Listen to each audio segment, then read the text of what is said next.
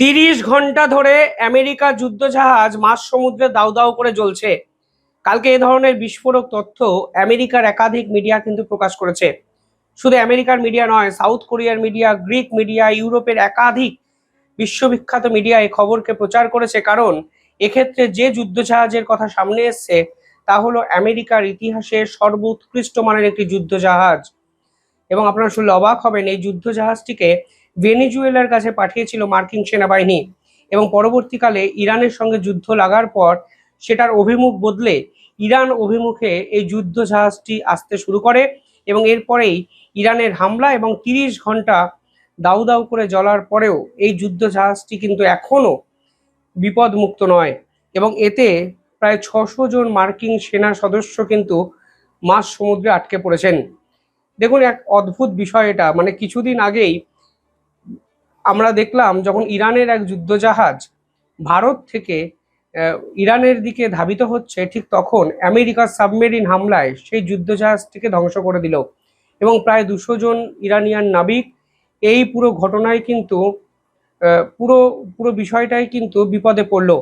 ভারত বাকি 3 যুদ্ধজাহাজকে আশ্রয় দিল, কিন্তু আজকের দিনে দাঁড়িয়ে একই রকম সমস্যায় কিন্তু আমেরিকার এক যুদ্ধজাহাজ পড়লো এবং তা কিন্তু গোটা বিশ্বের সর্বোৎকৃষ্ট মানের যুদ্ধজাহাজ ইউএসএস জেরাল্ড আর ফোর্ড, এবং তা এখন রীতিমতো বিপদের মুখে দাঁড়িয়ে আছে।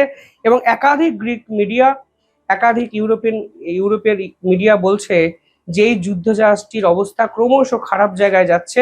বর্তমানে প্রায় 5000-এর কাছাকাছি যারা এই যুদ্ধজাহাজে সাওয়ার করছেন, তাদের মধ্যে 600 জন হলো নাবিক, যারা রীতিমতো বিছানাতে শোয়ার অবধি জায়গাটি পাচ্ছে না।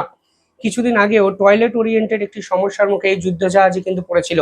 ফলে একটি মাত্র যুদ্ধজাহাজ, যে যুদ্ধজাহাজকে নিয়ে আমেরিকা বারংবার আন্তর্জাতিক স্তরে নিজেদেরকে জাহির করে, সেই যুদ্ধজাহাজের আসল অবস্থাটা এখন গোটা বিশ্বের সামনে এস্টাবলিশড। এটি হলো আমেরিকার ইতিহাসে মোস্ট মডার্ন এয়ারক্রাফট ক্যারিয়ার এবং মোস্ট লার্জেস্ট, অর্থাৎ one of the largest aircraft carrier of the world. শুধু তাই নয়, এর ভিতরে ইলেকট্রোম্যাগনেটিক লঞ্চার সিস্টেম আছে, 90 মিক্সড উইং হেলিকপ্টার এখানে প্লেসড করা যায়, ডুয়েল ব্যান্ড র্যাডার আছে এবং ইম্পর্টেন্ট কি জানেন, 2টো এআইবি নিউক্লিয়ার রিঅ্যাক্টর অবধি আছে। অর্থাৎ পারমাণবিক হামলা চালাতে সক্ষম এই যুদ্ধজাহাজ মাঝ সমুদ্রে 30 দিন ধরে দাউ দাউ করে জ্বলছে। কোনো সুরাহা আমেরিকা সরকার এই মুহূর্তে করতে পারছে না। এই মুহূর্তে 4500 জন যারা সাওয়ার করছেন এই যুদ্ধজাহাজে, তাদের মধ্যে কিন্তু 508 জন আমেরিকার নৌবাহিনীর অফিসার আছেন। অর্থাৎ বুঝতেই পারছেন কত বড় বিপদে এই মুহূর্তে কিন্তু আমেরিকা ইরানের সঙ্গে যুদ্ধে পড়ে গেছে। পাশাপাশি কালকে এই যুদ্ধ নিয়ে ন্যাটোর পক্ষ থেকে সরাসরি একটি বিবৃতি এলো এবং একাধিক দেশের মিডিয়া পরিষ্কার বলছে যে এই মুহূর্তে ভারতই একমাত্র দেশ যে যুদ্ধ থামাতে পারে। ফিনল্যান্ডের প্রাইম মিনিস্টার, তার একটা ছোট্ট ক্লিপিংস আমি আপনাদের দেখাতে চাই, কারণ অনেকে তো প্রমাণ চান এবং অনেকে ভারতকে ছোট করার জন্য সস্তা রাজনীতি করতে গিয়ে যা ইচ্ছা তাই আমাদের দেশকে নিয়ে বলেন। আমি বারবার যেটা বলি যে আমি যে কোনো রাজনৈতিক দলের সমর্থক হতেই পারি, কিন্তু আমার কাছে সকলের আগে দেশের মান সম্মান রক্ষা করার দায়িত্ব আমাদেরই। কালকে ফিনল্যান্ডের প্রাইম মিনিস্টার কি বলেছে ছোট্ট একটি ক্লিপিংসে দেখুন এবং বোঝার চেষ্টা করুন এই মুহূর্তে ভারত কিভাবে এই যুদ্ধ থামাতে পারে বলে বিশ্বাস করছে ন্যাটোর সহযোগী রাষ্ট্রগুলো। Who are the right people or the right person to try and help? Well, we need a ceasefire. So I'm just wondering whether the Europeans or actually India could get involved. We saw Foreign Minister Jaishankar calling for a ceasefire and negotiations just to calm down the temperature and freeze the situation as it is. The problem in these kinds of situations is when you kind of have three players, Israel, the US and Iran, all with more or less different interests. It's very difficult for them to organize themselves into a peace kind of a situation. তিনি পরিষ্কার বলছেন, ভারতের বিদেশমন্ত্রী doctor Jaishankar যেভাবে diplomatic আলোচনা দুই দেশের সঙ্গে করছে তা অত্যন্ত সাধুবাদযোগ্য এবং ভারত এই মুহূর্তে সিজফায়ার করাতে পারে। শুধু তাই নয়, ইউরোপীয় ইউনিয়নের পাশাপাশি ইউএই অর্থাৎ ইউনাইটেড আরব এমিরেটসের একাধিক গুরুত্বপূর্ণ পদাধিকারীও বলছেন ভারতই একমাত্র পারে এই পুরো যুদ্ধটি থামাতে। হাসান মির্জা, তিনি ইউএইর অন্যতম টপমোস্ট অফিসিয়াল, তিনি বলছেন যে one phone call from PM Modi could end Iran conflict. এবং একাধিক বিভিন্ন দেশের মিডিয়া আপনি দেখছেন এটিকে প্রচারও করেছে। ফলে সব মিলিয়ে ভারত এই পুরো বিষয়টিকে মীমাংসার জায়গায় নিয়ে যেতে পারে বলে বিশ্বাস করছে ইউরোপীয় ইউনিয়ন, ন্যাটো এবং মধ্যপ্রাচ্যের দেশগুলো।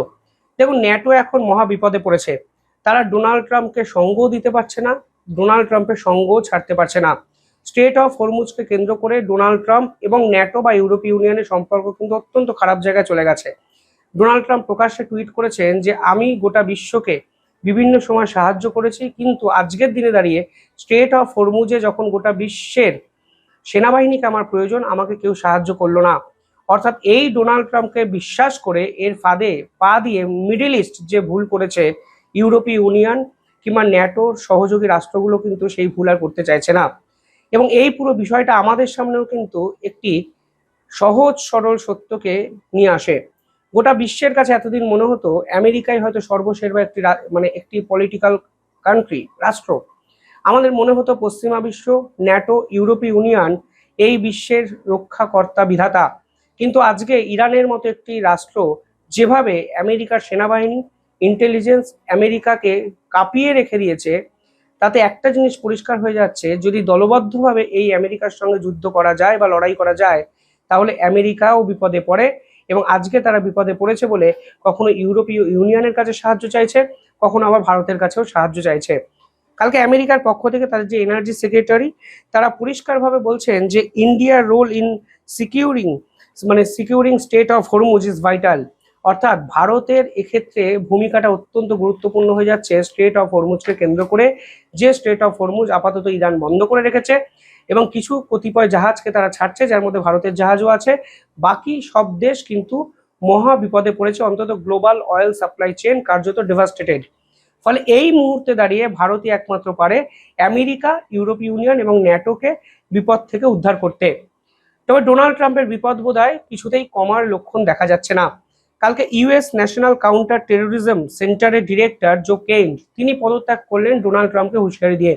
এবং এই ব্যক্তি কিন্তু ট্রাম্পের অত্যন্ত ঘনিষ্ঠ এক ব্যক্তি ছিলেন এবং এবছর যখন ডোনাল্ড ট্রাম্প প্রেসিডেন্ট হন তখন কিন্তু এই জো কেইনকে তিনি অত্যন্ত গুরুত্বপূর্ণ ডিরেক্টরের পদ দিয়েছিলেন, তাও আবার ইউএস ন্যাশনাল কাউন্টার টেরোরিজম সেন্টারের। অর্থাৎ বুঝতেই পারছেন সন্ত্রাস দমনের যে পার্টিকুলার শাখা আমেরিকাতে আছে তার পরিচালক হিসাবে এই জো কেইনকে নিয়োজিত করেছিলেন, যিনি কালকে একটি স্টেটমেন্ট দিয়েছেন এবং তিনি বলেছেন আজকে আমেরিকার এই অবস্থার জন্য ডোনাল্ড ট্রাম্প দায়ী। তিনি বলছেন ইরান আমাদের জাতির জন্য কোনো সমস্যাই তৈরি করেনি বা হুমকি ছিল না। আমরা ইসরায়েল এবং শক্তিশালী আমেরিকার লবির ফাঁদে পড়ে এই যুদ্ধে আবদ্ধ হলাম এবং আলটিমেটলি দিনের শেষে মধ্যপ্রাচ্য যে এত বড় একটি ফাঁদ আমরা রিয়েলাইজ করলাম এবং এতে জাতির সম্পদ এবং সমৃদ্ধি আর শেষ হয়ে গেল। শেষ 15 দিনে আমেরিকা কিন্তু কয়েক হাজার কোটি টাকা শুধু হারিয়েছে তা নয়, গোটা বিশ্বের কাছে মার্কিন সেনাবাহিনীর যে অহংকার, আভিজাত্য তা গুড়িয়ে গেছে এবং গোটা বিশ্বের কাছে ডোনাল্ড ট্রাম্পের যে বিশ্বাসযোগ্যতা, অন্তত মিডল ইস্টের কাছে ডোনাল্ড ট্রাম্পের যে বিশ্বাসযোগ্যতা বা নির্ভরযোগ্যতা তা কিন্তু তাসের ঘরের মতো ভেঙে গেছে। আর এই প্রেক্ষাপটে দাঁড়িয়ে ইউরোপীয় ইউনিয়ন, ন্যাটো, মিডল ইস্ট সকলেরই ভরসাস্থল হচ্ছে ভারত। তারা ভারতের কাছে রীতিমতো আবেদন করছে যে যুদ্ধটা থামানোর ব্যবস্থাটা করা হোক। কিভাবে দেখছেন আপনারা পুরো বিষয়টি কমেন্টে জানাবেন। দেখতে থাকুন দ্য ইন্ডিপেন্ডেন্ট বেঙ্গল। ধন্যবাদ।